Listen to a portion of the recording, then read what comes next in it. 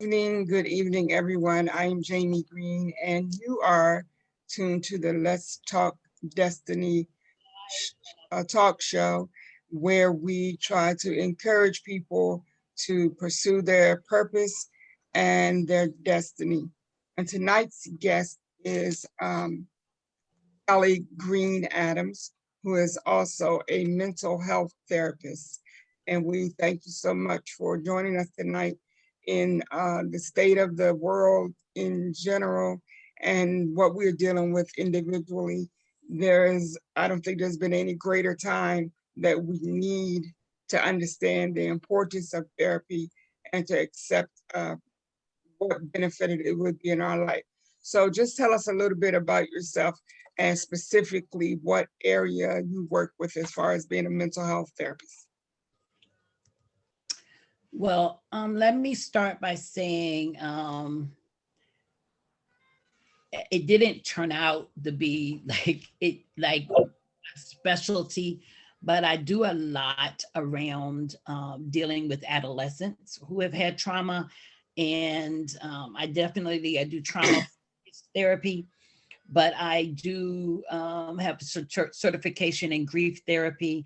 I have done and sometimes still do a little drug and alcohol counseling. I actually was around family-based therapy is how I initially got my start, which is actually my belief that all the things that touch a person's life need to be a part of the therapy, because especially families, if they don't buy in and support you in what you're trying to accomplish, then a lot of times, you find that you are not getting what you need. So I encourage people all the time to definitely come into the family component, like bring your family in and let's have the family be a part of the process. Okay, and how long have you been working in this field, and what piqued your interest to want to become involved in this particular area?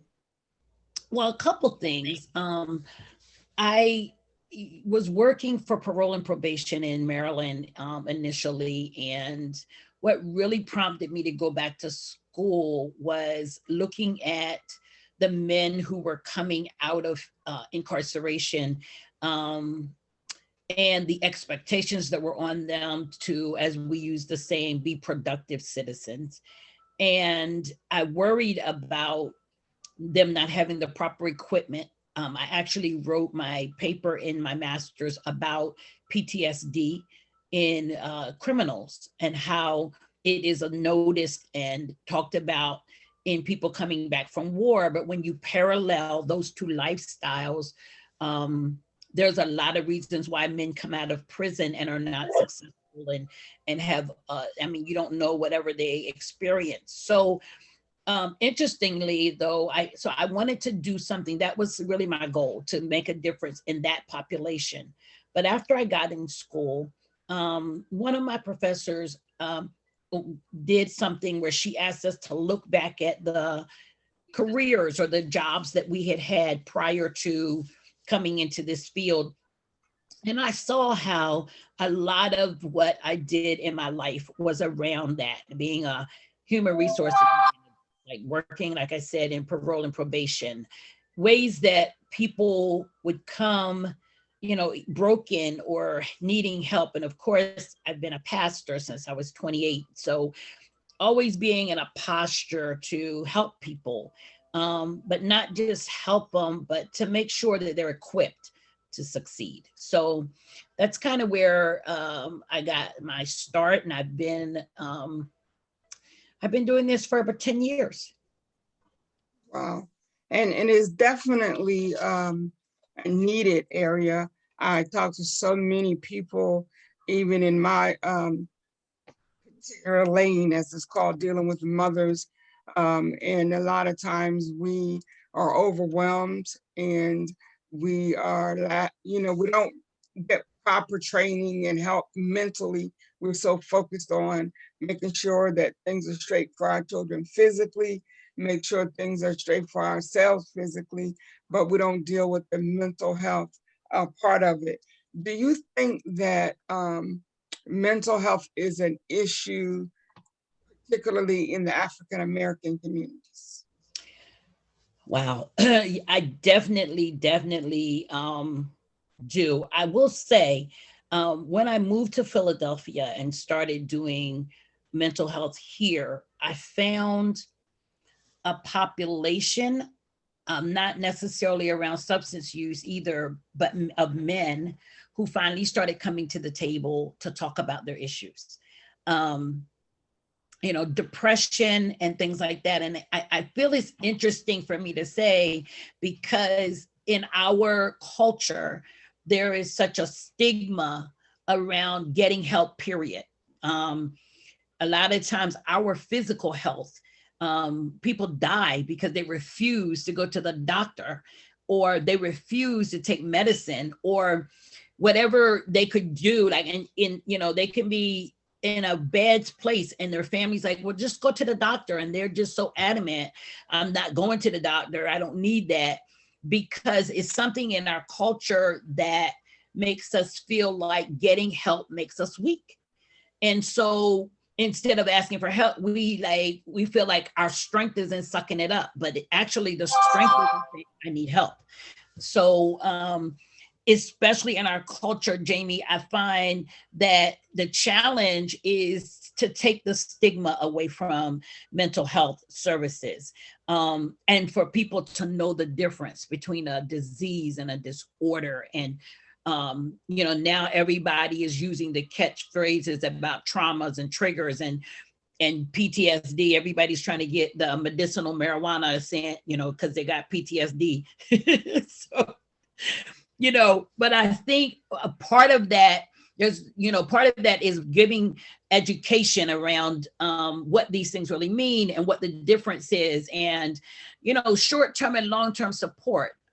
One of the things, like right now in the COVID, I have a lot of my clients who are just anxious. They're really, and it is expected.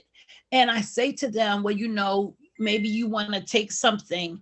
And they're like, especially, in our culture, I don't want to be taking no medicine. I don't want to be taking no. And I said, it doesn't have to be like forever. It could be seasonal, just to get you through this time. But it's a thing about having to say that I need help in that way. And like I said, we hardly want to get medical help in our culture. So even much more so, it's a challenge for us to get help in terms of physical and mental help, emotional support.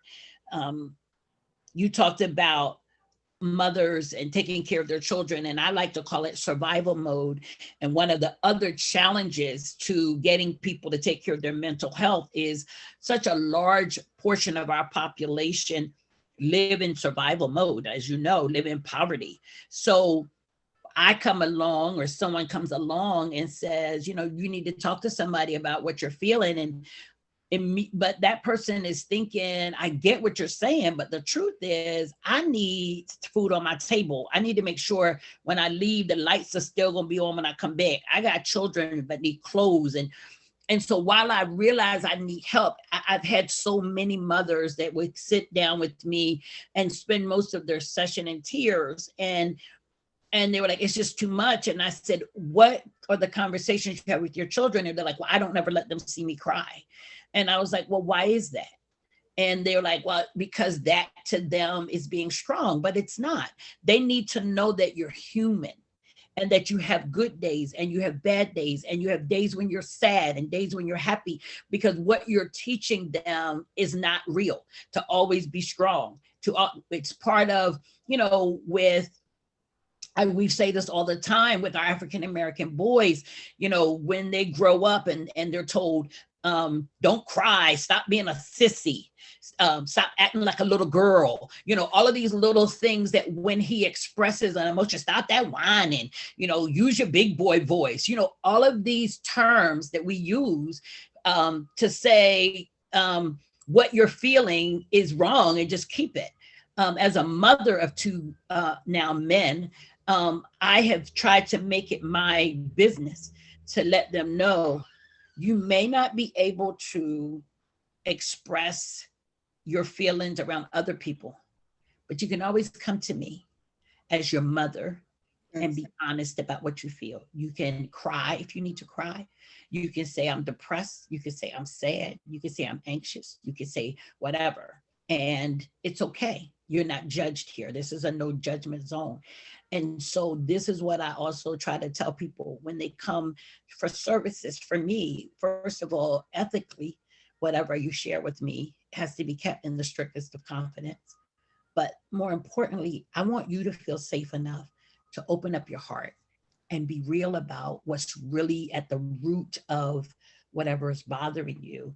And so that can only be done in our culture if we take away the stigma that says if you get help, then you're a weak person or something deeper is wrong with you. And another thing we tend to do is we create these um, ideas like where a person is under a lot of stress, so they get angry fast or they yell at people, and we say, "Oh, she bipolar." We start giving out these diagnoses, and people will come to me, and I was like, "Why did you come to get help? What is it that you're looking to get help with?" And they'll say, "Well, my family said that I'm bipolar." And I would say, what do they mean by that? What behavior are you exhibiting that would make them think you're bipolar? And most of the time, it is when they say, I go from 0 to 100. 1 minute I'm happy, the next minute I'm sad. And I said, but that is not the definition of bipolar. So tell them you're not bipolar. That is not based on that. That's not the definition. You just have a problem regulating your emotional experience. But the truth is, you didn't go from 0 to 100. Little things all day were taking you up. You went from 0 to 25, from 25 to 50, and then this other thing just kind of shot you over the top. But learning, like people taking away that stigma around, so what if they were bipolar? So okay, there's Right, medicine for right. that, there's therapy for that. They don't have to feel bad. I know a young lady that I worked with who wrote a book on living with schizophrenia, just learning to live with the disorder when people don't shame you. And I think And that's I think that's the thing, because I go back to what you said a few minutes ago. And one of my major pet peeves is when your baby is first born, the only way that it knows to communicate is to cry.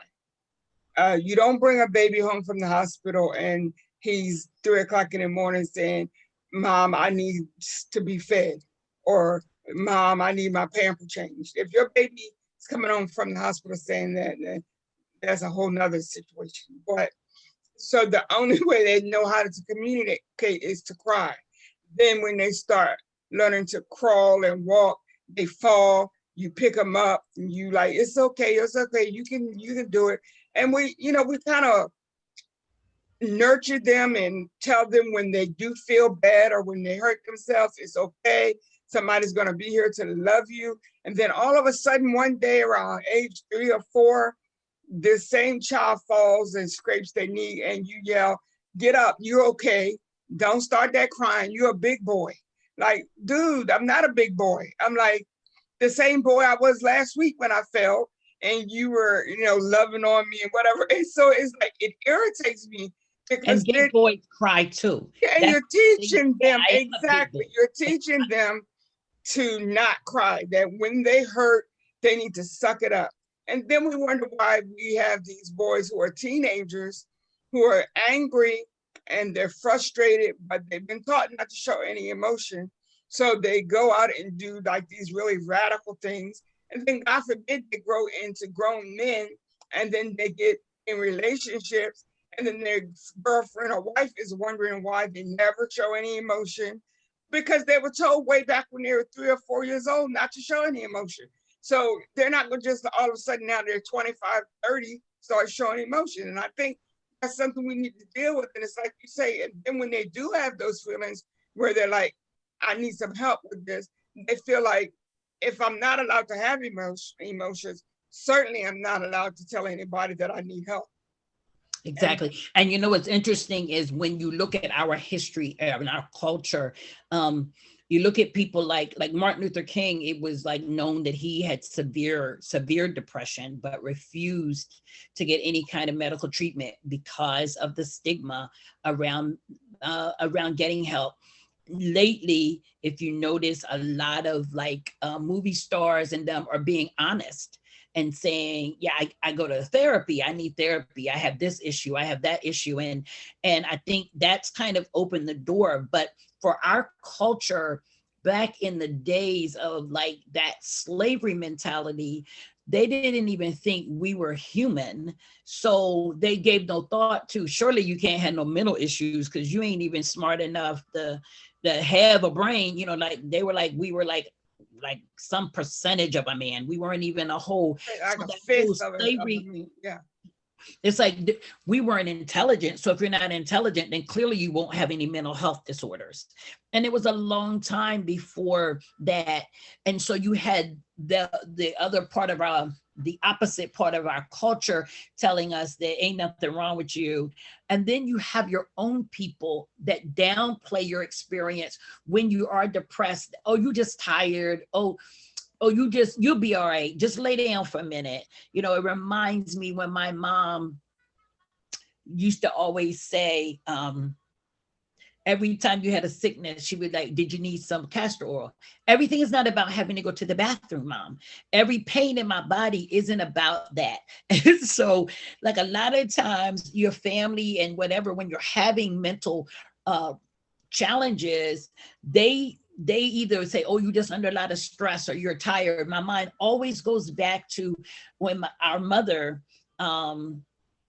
initially had Alzheimer's, and at the onset, she was still going around, she was still going to church, she was still doing things. But then when she would, like in the evening, she would forget things and she would be like kind of, and then my father and other people around her would say, oh, Pastor just got a lot on her. She's just got a lot on her. And so one day I said, well, what in the world does she have on her? Because she didn't have to work. She didn't have to do anything. You know, it's like all day long, you just riding around and having a good time. So what is the stress that is making you forget where your pocketbook is? But again, nobody wanted to deal with that there's something wrong here. Like this is not normal. And so, and that's how we do in our culture. Like you say, you know, I've had a hard time getting out of bed the last couple of days. Oh, girl, you probably need to take some. Are you sleeping good? You need some melatonin. You know, or you just need to tell them kids to go to bed at night. You need to. They try to quick fix sometimes what is really a mental health disorder. Like I said, there's a difference in a disease and a disorder, but we need the balance. And so not only do we have the other people that's thinking that now they came a little bit better, but now we of our own people are like always trying to make an excuse for why people are that and try to downplay it. So that's how we remain fearful and uninformed. And that's why I want to take away, if I can, that stigma, and especially in the church. And That's exactly what I was going to bring up. That's a whole nother thing. That faith thing is like such a barrier to us receiving the help we need. And I know people get upset with me all the time because I'm always saying, especially on social media, like, you know, my friend died yesterday, and I wanted to make it very clear. I don't need a whole lot of scriptures. I know the scriptures. I don't need you in my inbox quoting hymns and all. I don't need all of that. Right now, I'm processing the fact that my friend suddenly died. Like there was no warning, there was no time to prepare. I just get a phone call that he's gone. And so we immediately, those in the church, you can tell, like immediately you start getting the influx of God knows best. You know, God loved them more, which really makes no sense to me. God needed them back for what? Like, what did God need them back for? And again, it's funny because the very last broadcast that Tony did, he reminded me of myself, and he was explaining about how, talking about being fearful and uninformed, how people talk about they not getting the COVID vaccine because it's the mark of the beast. And he said, beloveds, beloveds. Yeah, I saw It, that. it's not, I mean, that's not even biblical. And so I think sometimes in a desire to be spiritual, people are just religious. And the balance to that is, it's great to have family that you can turn to. It's great to have a community of people you can turn to. It's great to have spiritual people you can turn to, but you also need professionals. I believe that God has gifted people to do just what I do. And I think we need it all. I think this is the part that the Bible, he says, I come that you, will have life and have life more abundantly. And he wishes us to prosper and be in health, even as our soul prospers. So there is a 3-part being of us that all of it has to be whole. So what we've had for years in the church is people who come to church and get an experience, but go home and struggle with their own demons. And what we have is people who come to church, but then go home and they're sick in their body.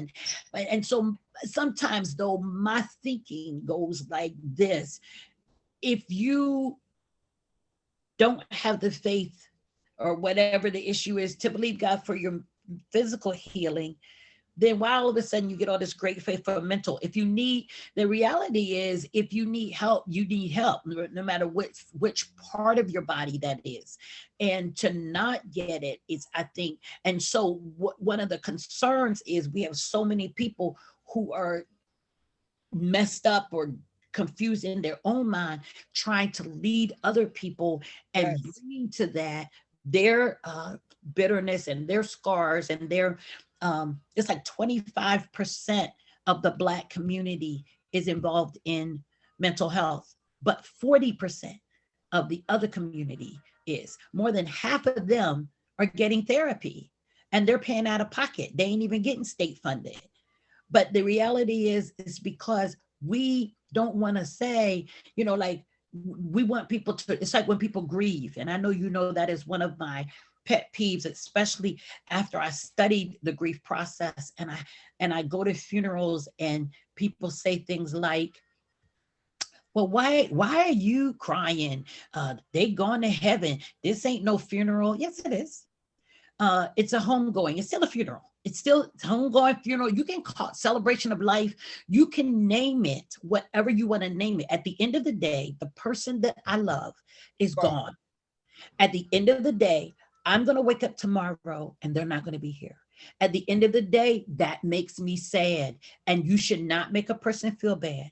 The Bible it even tells us, and I say this all the time, that God gives us emotions to feel, not to lead us, but to feel. So don't let people rob you of that. And that's what happens in the religious community. They just want you to be spiritual. They want everything to be spiritual. They don't want to deal with the fact that if they would be honest, especially leaders, a little more transparent, that every morning you get up, it ain't glory to God, praise God, hallelujah. It's not.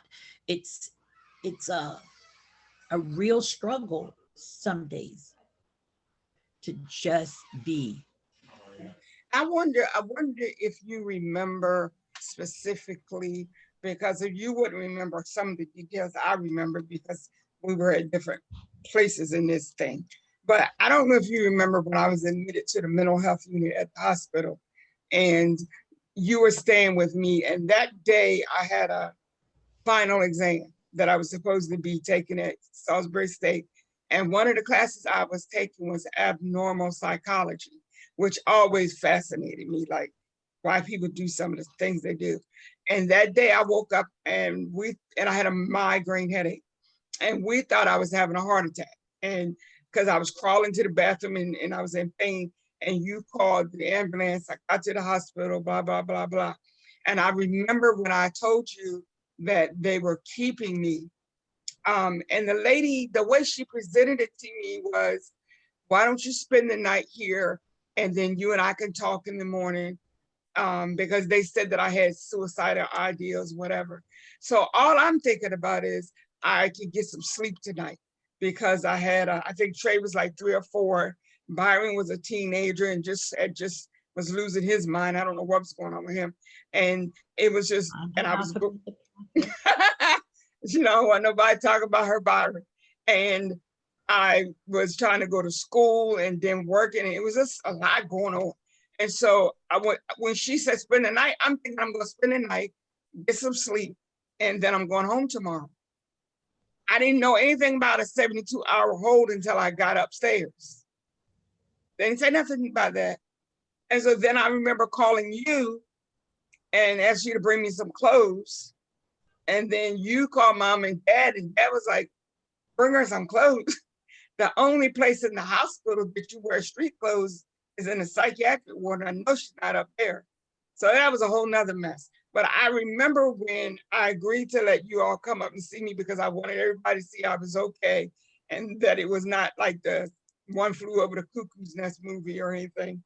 And the first thing mom said was, well, she was fine when I talked to her yesterday. So what in the world happened to her last night? So then the counselor was like, she wasn't fine yesterday. She might have acted like she was fine, but this is, you don't get to this place overnight. And daddy says, we are people of faith. We believe in miracles. Remember that? And he said, we're going to take her home and we're going to pray for her and she'll be fine. I'm looking at the lady like this is like what I have to deal with. Part of the problem, yes. Because I had been telling mom for a while, I felt overwhelmed and depressed. And her response was, well, she had been trained. If you read your Bible more and you pray and fast more, you won't be having these issues. So then I just stopped talking about it. And then it all came to a head. And I thought about the lady, the counselor's response. And when you were talking a while ago, I thought about it. She said, I don't know if you remember this or not, but she said, I am a Christian also, and I have the Holy Spirit. She said, but what I know for a fact is what she is dealing with has nothing to do with her faith. She said, so if she called you and told you all that her blood pressure was really high and she'd had a stroke, or her sugar level was really high and she was going into a diabetic coma, you would tell us to keep her here and do what we have to do to get her better, to help her blood pressure come down and help her, whatever. She said, but because it's a mental health thing, we automatically go to, we don't want to accept it. Like it can't possibly be. And it's like you said earlier, it's the culture as Black people. And then you add in the church piece of it, the religious piece of it. Like how in the world can you say, and how many times have we heard this growing up? There's no way you can be filled with the Holy Spirit and be depressed. I don't know how many times I've heard that. So then there's all these people sitting in church depressed. But of course, when you're in church and the music is going and you're feeling good and whatever, you don't feel depressed. But then when you get but all of that is superficial. And I share a lot of times when people come to me with major depressive disorder or even acute depressive disorder, and I explain it in a way that people can understand by doing an analogy about a closet. And I say many of us who now may be suffering depression are people who are caregivers. We are people who are always taking care of other people. And what we do is we take our own negative emotional experiences and we put them in the closet because like maybe you just had a big argument with your husband, but you don't have time to process that because it's time to make dinner for the children. So you put that aside and you're like, I'll deal with that later. Then you go to bed because now you're tired after getting the children together and getting them to bed, and you get up the next morning and you have another negative experience. Maybe someone you love passed away and you think about it, but as soon as you're about to process that loss, you get a phone call that they need you. Johnny forgot his sneakers and he got gymmed at second period. So you put that experience in the closet, said I'll deal with that later. After a while, we get into the habit of any negative experience, we substitute work or we substitute something that happens. But this is what I tell people. I said, but what happens, you put it in the closet. You keep putting it in the closet. One day you open the closet to put one more negative experience in there, and it is so full that all of them fall out and they're all over the floor. That's the day that depression starts. Because when someone is really depressed, the one question that they cannot answer is, what's wrong? Right. That is so true. Because when you're depressed, everything's wrong. Because if you ever talk to a person who's depressed, they'll run you down a list. Because now all of the negative experiences that they didn't process one at a time have now flooded you. And that's why I tell people it has to go somewhere. That feeling has to go somewhere. It doesn't just disappear in the air. It has to go somewhere. So sometimes it manifests in headaches. It manifests in physical ailments. It manifests in being short patient with your children. It manifests in snapping at the boss. It manifests in kicking the dog. It manifests in just crying. Everybody that gets depressed doesn't just cry. Everybody that gets depressed, some people get depressed and they eat. Some people get depressed, they can't eat anything. Some people can't sleep. Some people sleep all the time.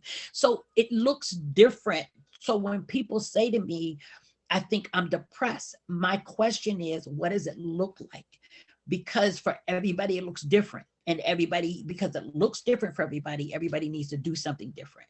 But it's all about learning to come face to face with your experiences, to be open about your experience with somebody. There has to be somebody that you can be honest with and say, this is my experience. This is what I'm going through. And it could be a family member, but then sometimes we need professional experience. I call you sometimes if I'm having a moment, but the reality is I also have a therapist. And so it's like, there are times when it's like, you know, I'm like, this is like, I'm having like a rough week. Sometimes I'm having sessions with people that may stir an emotion in me, or some experience with me. And it's okay to be okay. And that's the part that I really want in ministry, people to understand that it's okay not to be okay. You don't have to put on and that's not faith to say, oh, I'm just blessed and highly favored, and then go in the back and cry your eyelashes off. The reality is, which I'm not going to do because, you know, I got to pay for these every 2 weeks. But the important thing is that we be able to say, you know what, Bishop Robinson always says something that I immediately pray when he says that, because I know he's not a person that's going to complain, but he'll say, well, the Lord is helping me. That says I got a lot going on, but I'm making it on his strength. And so you know that that's what he's saying in that moment. But more importantly for me, it's like, it's okay. Every day you don't have to say, oh, I'm great. I'm doing great. I'm just great. Everything's great, because everything's not great. And especially in this time, I think one of the things, again, going back to the fear of the unknown, it's like it creates our levels of anxiety. And if we already have, when anxiety is raised, blood pressure is raised. And if we already have health challenges, it's one of the reasons why a lot of people who got the COVID, it was complicated with some of these other issues. And it's issues a lot of times that we don't want to address. Health issues about how we eat, health issues about like, what kind of eater are you? I know me, I'm not a real big food eater, but when I got a lot going on, I'll eat a whole 2-pound bag of Twizzlers. I will devour, and my rationale, like, that you know, everybody that knows me know I got my little 3, 7, and 10 thing, but I'll 3, 7, and 10 an entire bag. But knowing that about myself has allowed me to say, now, Kelly, stop that. Take a minute.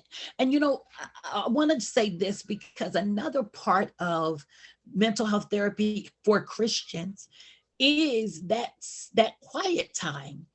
Especially when you're people who are running, and like, I'm a person that has a lot going on around me. Like right now, I've got 2 laptops open and my phone, and in the background, I've got my tablet playing soft jazz.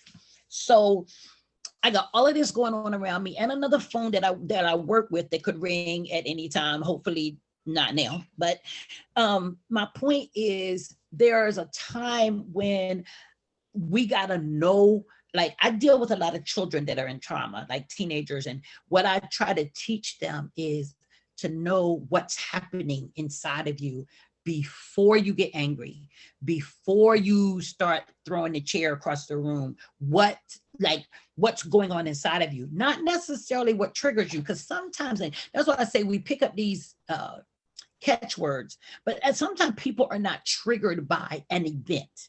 They're not triggered by something just happened. They could be triggered by a memory. They could be triggered by a smell. They could be Exactly. triggered by a way you approach them, or the way that flashback that they had in their mind. Like with PTSD, it's all about memories. Like sometimes you can smell something that will trigger your PTSD and you'll have the hot sweats and all of the nine. But the reality is, once I can identify what's going on, then I can start getting help. I can't until I'm being honest about it. So with me, I have like, I went through having the COVID, and I think having that and then having to make some transitional changes, and my son leaving the nest, and just having all of that just really got me like boom. And at first, trying to find excuses, I didn't feel sick, but I didn't have energy to get up. And I said, well, finally, my body's finally just catching up with the need for rest. And then I said, well, when it comes that special little time when my friend comes to visit, maybe I'm getting ready for that. But then I realized, after a couple of days when my friend didn't come and I had rested well and I still didn't want to get up, I realized that all the stuff. So that day, I didn't turn on the TV. I didn't turn on all the other stuff. I turned on some worship music, just Dappy Keys, who just plays instrumental worship. And I just let that play in the bedroom. And I sat there and I listened to the birds outside. I connected with nature and the wonders and the splendors of God. And I let the Lord tell me, here's what's happening. You've gone through a lot. Bring all of that junk to me. Let me handle that for you. Yes. Let me, but see, this is the part that the religious don't do. It's like, they just keep on jumping and shouting. No, sit down and have a moment and then give it to the Lord. I mean, give it to the Lord as you're saying, this is what's going on with me. And sometimes guided, like in other religions like New Age and things like that, they call it guided meditation, where somebody talks you through it.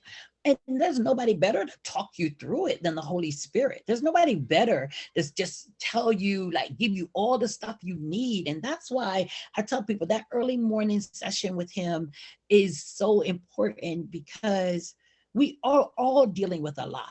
It could be something different every day, but it's a lot to deal with. And to pretend it's okay when it's not okay. It's not okay.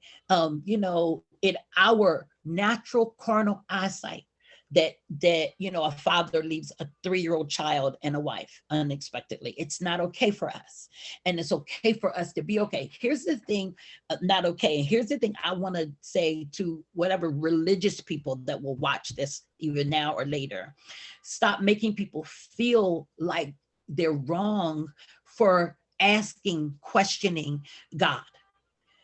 The Bible tells us that Job, who was a man who was upright after God's own heart, but after he had suffered for a while, Job was like, hold it. Like, what's going on? I mean, I'm gonna need you to come and have this.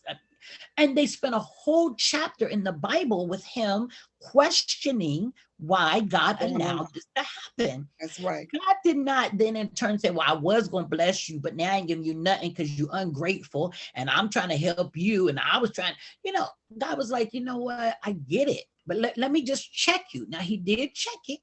Where were you, my dude? Like, when I created all this? But then the Bible says he still gave him double for all his trouble. So he still was like, listen, I'm going to reward you for this. Trust me. I know right now it seems a little sketchy. Your friends over here accusing you. And so sometimes I feel like when even in our sorrow and even in our frustration, sometimes we may be like, God, it's just like I can't catch a break. Like, what the heck? What's going on? And that's okay. Right. Because at the end of it, we do trust the sovereignty of God at the end of it. But in this moment, I That's tell right. people, That's I don't know, Jamie, I don't think people think about this. Jesus went in the wilderness and had this great experience with God, came out of the wilderness, was on the mountaintop, just on fire.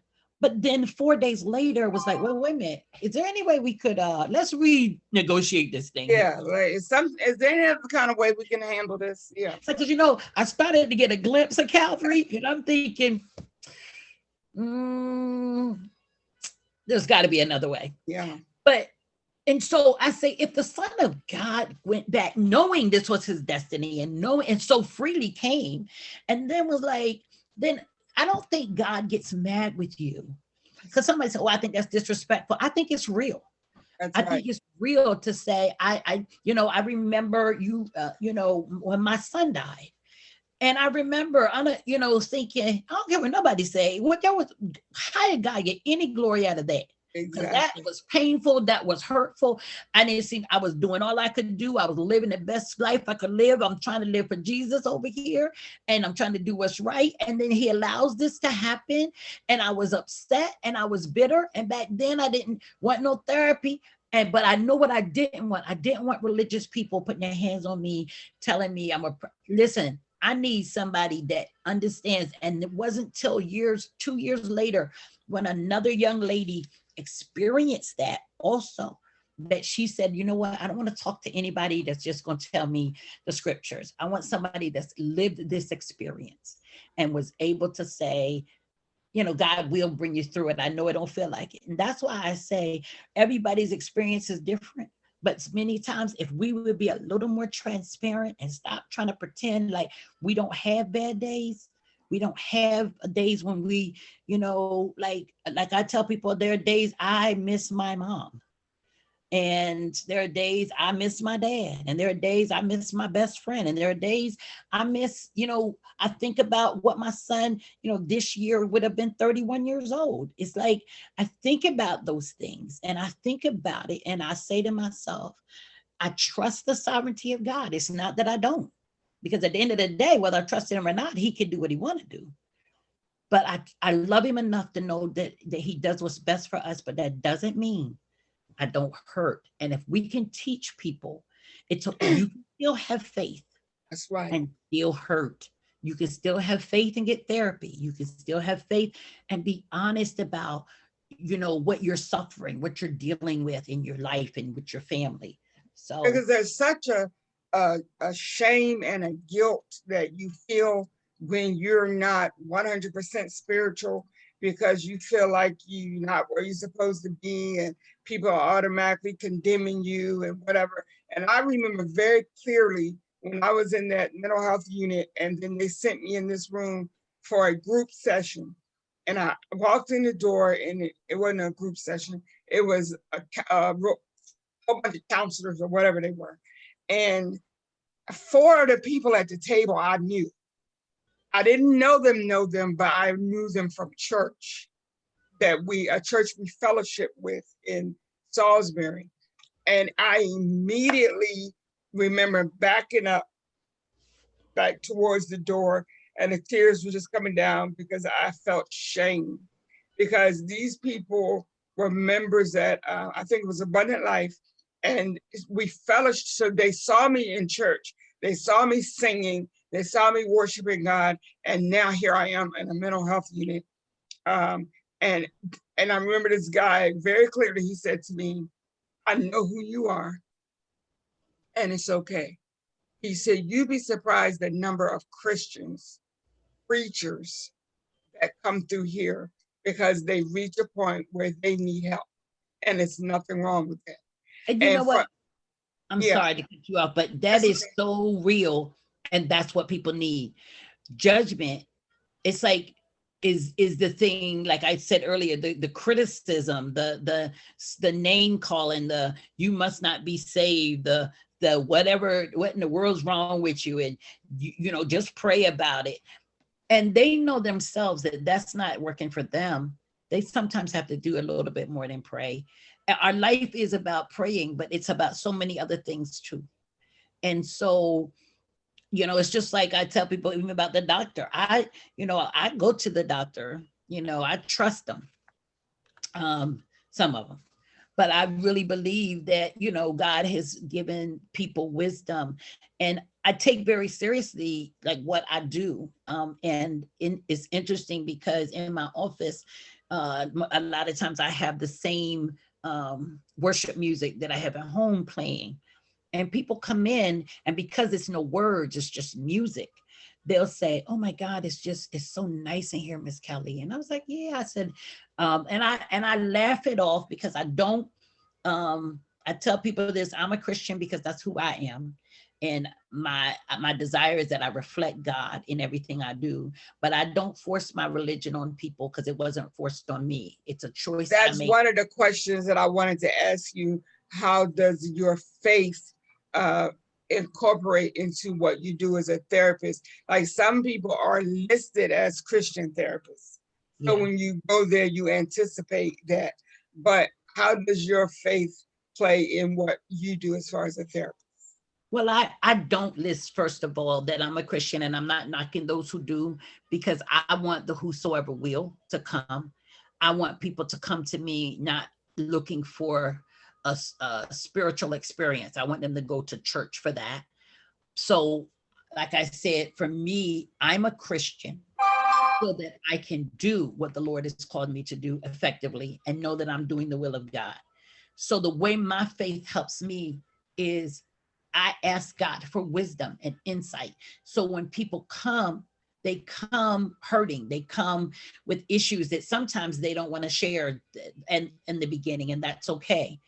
And I ask the Lord to give me the grace to deal with them and to ask the right questions and to do the right things. And what's interesting, and it has nothing to do with me, and I take no glory, but like I have relationships even with children, like some of the children that no, they just bad, like in the sense that their behavior is just really uncontrollable, but we have the greatest relationships. And the reality is I equate that to me loving them with the love of Christ. It's like I don't judge them. And when I come into their life, I come in and I say, "You tell me your story. I don't want to read what the other people had to say. Tell me what happened. Tell me how you got here. Tell me why you got to be with me. Tell me what you and I are going to work on together." And I try to meet them where they are. And I try not to leave them there. So I realize that our relationship is short term, but my faith says that God was willing to be patient with me and to be consistent with me. And Yes. that's Christ. That's the work of Christ, when I can be the same to other people. It's easy for us in a religious setting to throw off on scriptures, but it's I think it's more important that we live that. And my biggest scripture is, "By this will all men know that you're my disciples, because you love."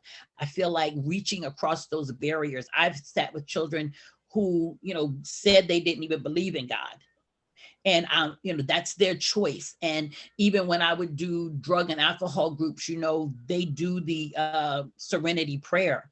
And then there were people in the group that were like, "I don't do that. I don't believe in no higher power." I said, "That's fine. You don't have to." I said, "But for those of you who don't believe that, in the serenity prayer, then let me put it to you another way.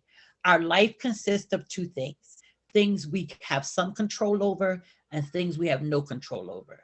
So that's what the serenity prayer says. That's all it says. So you don't have to, it's just like having the wisdom to know, do I have any control to change this? And if I do, am I willing to do what needs to do? And sometimes that just means getting help. And I do appreciate the fact that a lot more people are asking. Now they're still asking some on the down low because they're still not ready to deal with it. But here's the other part, Jamie, that I really wanted people to understand about our culture and our mental health is, on top of the other traumas of life, which are, survival mode, like just keeping food on the table, keeping a good job, keeping the transportation, keeping the kids that we also have another trauma with systemic racism, where we are constantly under the gun. Our young Black men are, we got another issue right now with this young man who, some kind of way, this person thought they were pulling the taser, however this story goes, that I can't even tell and believe to be true. But my point is that while all of that is going on, like, there's still the other traumas in life. So, the miscarriages, the stillbirths, the suicides, all of these are still going on while we're still trying to deal with the systemic things that are set up, honestly, to cause stress and trauma in our lives. And so we have, we do this evaluation when people come in for services. And one of the questions is, have you ever witnessed or been the victim of a violent crime? And if I tell you, if we do 300 intakes in a day, 290 of them, the answer is yes. Either I've been robbed, or I've been raped, or I've been held at gunpoint, or something. All of them have been a victim of some kind of violence, either in their home or in their community or at the ATM or something. So that's a direct trauma that they're experiencing, and they have to carry on through life with that constantly on their mind. Then sometimes you have that indirect trauma that, like the watching the George Floyd situation, watching Roots, because I can't watch Roots and then come out and function till I pray. Because the first time they close the door on me, but I be like, hey, now I ain't Kunta. I'm gonna need you to not talk to me. I have to remember, That's right. That's right. But the reality is, because back then it was very open, and now it's just very systemic. It's been weaved into the fabric of our government. Absolutely. Absolutely. It's been weaved into the fabric of our society. And now it's become accepted, where our children will even say that it doesn't exist, because all their life, this is the way it's been. This is all they know. And as mothers, like, I don't care, even if your children are grown and you have Black sons in America, it keeps you in a constant state of being on pins and needles. Neither one of my sons live in my home, but every day I'm like, I wonder if they're okay. When the youngest one, if I don't hear from him for a day or two, I'll just text him or call him, because you could just be sitting at the stoplight, and then they're like, next thing you know, you're dead because they've said that you reached for something. And it's just constant, like the pressure and the trauma. And it's like you say, we can say all we want to. It doesn't bother me. God is in control. I know that no matter what happens is in God's hands. Okay, fine, whatever. But I'm concerned about my sons. I'm concerned about your sons. I'm concerned about all of these sons.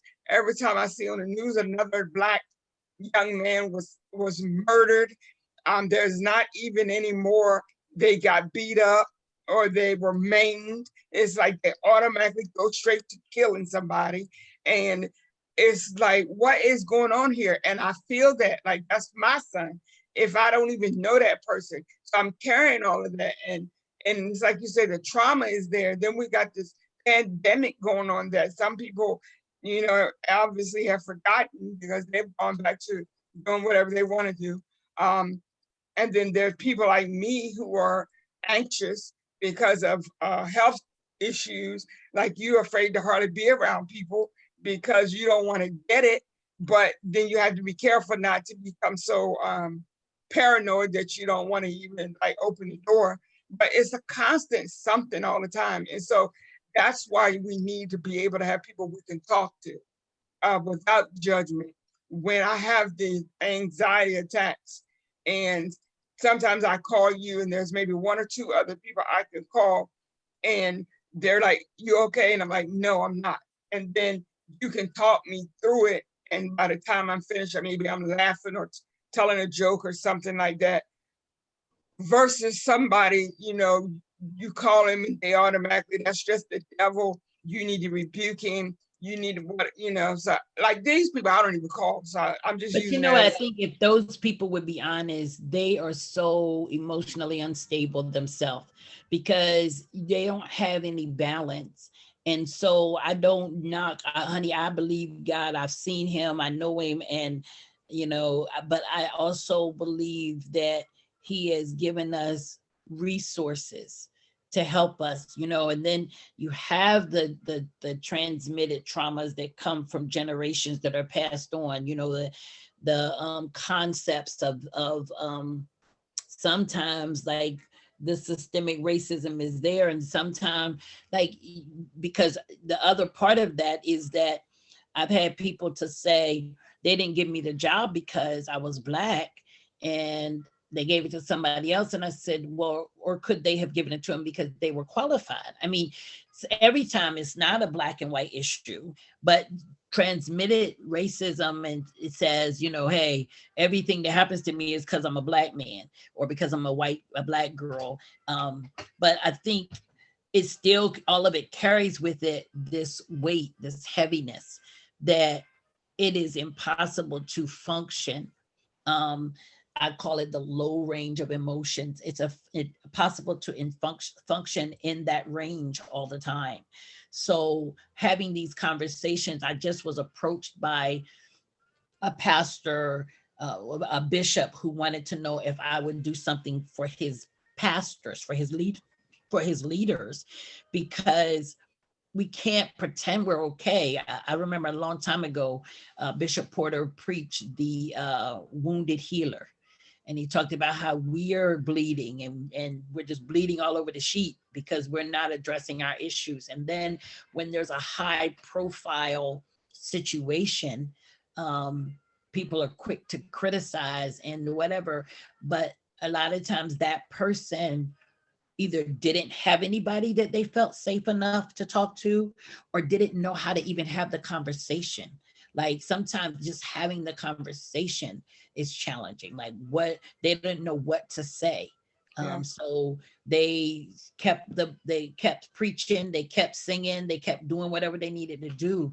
But deep inside, they were hurting and they needed somebody that would see that and that would talk to them. So And it's as we bring this to a close, I want to say to those of you who are watching on Facebook, if you have any questions or anything that you'd like to share with Kelly, then you can type it in and I will share it with her before we go off. But I want to also say, I was thinking it in the last 3 minutes about what you said. And I told you I had been watching last night after the whole, whatever thing. I stayed up most of the night watching videos of the Gaither's vocal band their and power. Michael English. And I listened to him tell his testimony, and it broke me. Like I just cried because he was talking about exactly what you just said a few minutes ago, that he was still singing, he was still ministering. He had received multiple double awards, and but he said, but on the inside, I was missing something, but I kept performing because I knew how to perform and I knew what the people were expecting, but inside I was missing something. So then when it came out that he had this affair, then these same people that were, applauding him and giving him awards and this, that, and other, they were like, we don't want nothing else to do with you. And so in a short amount of time, he said he found himself hooked on drugs, homeless, literally sleeping in the street. And he would reach out to some of these pastors that he had sung for, some of these other Christians that he had not that long ago performed at their churches. And they would be, I'll have to get back to you, or I don't have time right now, whatever. So when he hit rock bottom and found himself in a rehab facility, and he said, I was laying in the bed and I realized I was laying in my own filth. And I just cried and I was like, God, help me, take all of this away from me. And he said, because I don't have anybody else. And he said, the Holy Spirit said to me, I'm not going to take it away from you, but I'm going to hold your hand and walk you through it. And Mhm. so he went through that whole process and the healing or whatever. And he came back, but there's still people, he said, that still won't talk to him. Like, it amazes me because the same God that we go to and get grace and that we get mercy, we don't want to extend that same thing to other people. And when you have a drug addiction or mental health issues, he said he had ADHD and he had some other mental health issues from childhood that had never been dealt with. So you add to that the pressure of performing and the pressure of expectations and all of that, and then it's not dealt with, it's unchecked. So then when you make a mistake that's so public, people turn on you. So you add in the mental health issue, now you add drugs to that. So you just, so it is so important that we just be real about where we are. And like you said, I believe if he had somebody that he could have went to when he was having these struggles Mhm. before it became public, um, I think he could have avoided a lot. And Absolutely.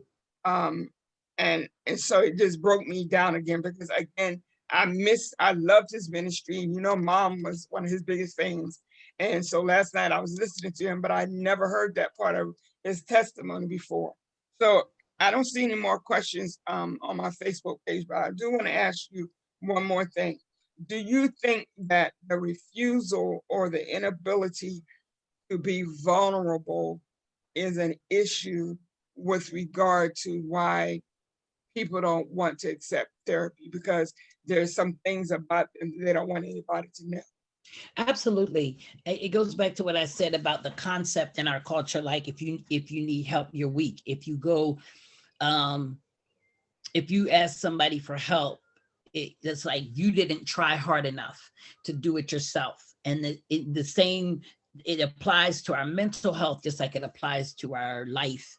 It's like, they don't want you to ask you, people don't want to ask for help. People don't want to ask for help. The other part of that is, like, a young lady had said, one day, I found this interesting. She had said that she needed mental health support, and I knew her, but like not knew her in an intimate way. I knew who she was. And I was like, I'm a therapist. I'd be glad to help you. And she said, I appreciate that, but I want somebody who doesn't know me. That spoke volumes to me, because that's another issue, Yeah. where we want to be, we'll be more transparent with a stranger than we would be with someone else that knows us, because we feel like, well, if they find out what really is going on up in here, they would never look at me the same. Well, the truth is, you know again, that's your own, that whole stigma about, I'm now, I'd have to be vulnerable because I have to be open. It's like I tell people, therapy don't work if you don't work it. You can have all the conversations and sessions that you want, but if you don't apply it to your life, then it's not going to work. So that's the part that's most important. So I always say to people, if you need to go talk to somebody you don't know, just talk to somebody. Sometime maybe you could just call these places, and like they got like these networks where you can just call and you don't have to know the person, and you just need to vent and get it out. But you'll feel better. So I think being vulnerable in life, we have to learn that we need one another. It's like, it doesn't make me weak to say I need you. To me, it makes me weak to say I don't need anybody, and then let my life fall apart because I'm too proud to ask for help when I'm What drunk, was when I'm that your mother used to say? No man is a what? island. Yeah. Everybody needs somebody. And it Yep. just disturbs me personally when I hear people say that, and I don't need anybody but Jesus. And, it's like Jesus, God works through other people. Yes. Um, like, just so the whole, I just need prayer. Speaking of therapy, I need therapy when it comes to this whole religiosity thing, because the older I get, the less tolerant I am of stuff that we have been told for years and years and years. And then as you get older, you realize and you develop a personal relationship with your creator. A lot of the things that we were told were nothing but chains. And things that keep us in bondage. Mhm. And so people are not coming to be bound up. Like back in the day, you get out there on the street corner with a microphone, you scare people to death about Have hell. time. Yeah, and here they come running to the church. People are not doing that anymore. Like, And I think the other part, the reason, one of the things about the rock being a foundation is because it is ministry, as mom used to always say, to the total man. So it's not just a spiritual concept, it's mental health, it's physical health. It's those three-part beings. We want people to grow spiritually, but we want you to grow emotionally, and we want you to grow physically. We want you to be healthy in all of those areas. So I feel like that is like the biggest part of what's missing. It's like the wholeness. Like we go to church, but then we are emotionally broken or we're physically broken, and God is like wanting us to be whole. So absolutely, that's what absolutely. we're Because trying to. I lost track of how many times I went to church and sang and danced and played the drums and all of that. And I would just go home and get into bed and just cry until I went to sleep. And sometimes I couldn't even say why I was crying. I just was crying. But I knew when it was time to go back to church, I had to wipe my The face and go mask on on. back. Yeah. Yep. And so, we've had it's too much going on. We just can't continue to live like that. All right. Right. So I wanted to also ask you, you have a business that people can reach you through I do. for therapy and counseling, and you might want to give that information. Our website is aflavoredlife.com, and I could put that on the I could put that in the comments. Please But do. but also the therapy is called Therapy for Abundant Life, and it's built around the concept that God wants us to prosper. He wants us to be in health even as our soul prospers. And Jesus said, I came that you have life and that you have it more abundantly. I feel like we're missing so much of what God intended for our life, Yes. um, because we're so busy trying to pretend. And if we would just let the guard down and be free. I was talking to a young lady yesterday, and she was like, when the Lord really sets you free from people and free from like worrying about the things that don't really matter, you have such an inner peace that it helps. It's very helpful. And then you don't mind acknowledging your shortcomings. It's like, because I don't have anything to prove to anybody. I'm trying to get help so I can be better. So I put my website in there. The title is called Flavor Therapy for Abundant Life, and they can come, they can send us an email, or you can call us. We'd be glad to talk to you. We're getting ready to do some special sessions like for ministry people, so we'll definitely put that on our Facebook page and stuff like that too. So yeah, thank you for the opportunity. Well, I certainly appreciate you coming tonight. And as I had stated to you earlier, and also I posted it on my Facebook page, that with everything that I was hit with the last 24 hours, I just like was going to just cancel everything and just continue listening to the cases. But I figured tonight is I needed this, and I know that there's so many others that need it as well. And so I'm glad that we did, go through with this. And again, I thank you for taking time to be with us, because as you said, you're doing a lot. Um, Sometimes I think too much, but we'll talk about that off the air. Yeah, off the air. Won't be airing family business, but Because yeah, because I have a 7:30 session. oh, okay. So, But yeah, I mean, but hey, you're right. And I am working on that myself. I'm working on um making sure that I have some balance and some self acceptance and self-care as well. all righty. Well, again, I thank you and I appreciate you. And I ask those of you who are listening and those of you who will be watching this later, please reach out to her to um, find out what you can do to help with your mental health. Because honestly, as much as we like to pretend, I personally think things are going to get worse before they get better with regard to the world and the condition that things are in now. And so we need to do what we need to do to prepare ourselves. Okay. Again, thank you so much. And we'll talk to you soon. All right, guys. All Love right. you. Love you too.